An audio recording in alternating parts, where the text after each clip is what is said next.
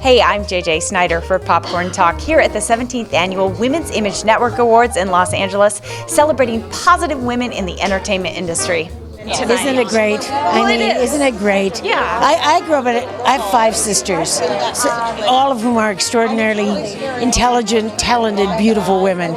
So I'm used to being around. And you know, I was thinking the other day, I'm going to be 65 in a couple of weeks. And I was 33. Happy birthday. Thank you. And I was 33 and a half years old when I was doing Desert Hearts. And that was the first time I'd done any number of feature films. I'd starred in television series. I'd done theater. I'd done commercials. I'd done radio plays. But I'd never been directed by a woman until then. And, you know, and now my directing career is what I do. And I love. And people have often asked me, well, why was it so late in life when you started directing? And I said, I look back and it's because if you can't see it, you can't be it, right? And back in the day, we still need more women directors working, right? But back in the day, many films, a lot of work, no women directors. Isn't that weird? Yeah, well, I get it. Yes.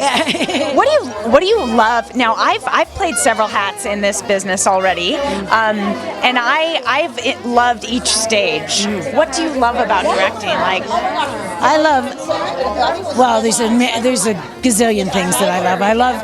I love being able to bring a group of 150 people with all their different ideas and moods and their machines to focus for 5 and 10 minutes at a time and then immortalize that. I love to tell stories, and I love when I'm working with actors to be able to communicate in a few short sentences, or sometimes in just a word or a gesture, something that has taken me years to understand, and to be able to see the light go off in another person and be able to, and then I get what I want, That's so neat. That was such an inclusive way of explaining directing. Yeah. And I have to identify with you on the immortalize the moment. Like, even with this interview, it's exciting for me that I can enjoy this conversation with you and then go back and watch it over and see it online. Yeah. Like, it's a trip, isn't it? Yeah, it exists. I know. We can share it, so I can just imagine what a film feels like. I was directing Orphan Black last year, and in the midst of it, my mother at 101 and a half died. And so I had 3 days off because it was a long weekend. She died. She was very graceful in her passing, and then I went back to work.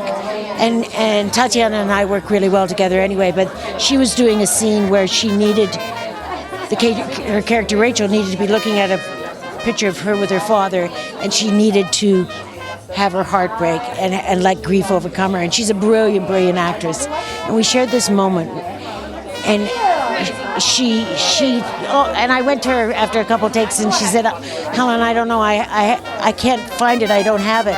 And I was able to say to her, take my grief.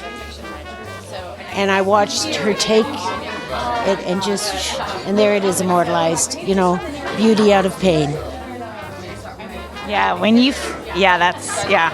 know what I mean? Yeah, I do. It's pretty cool.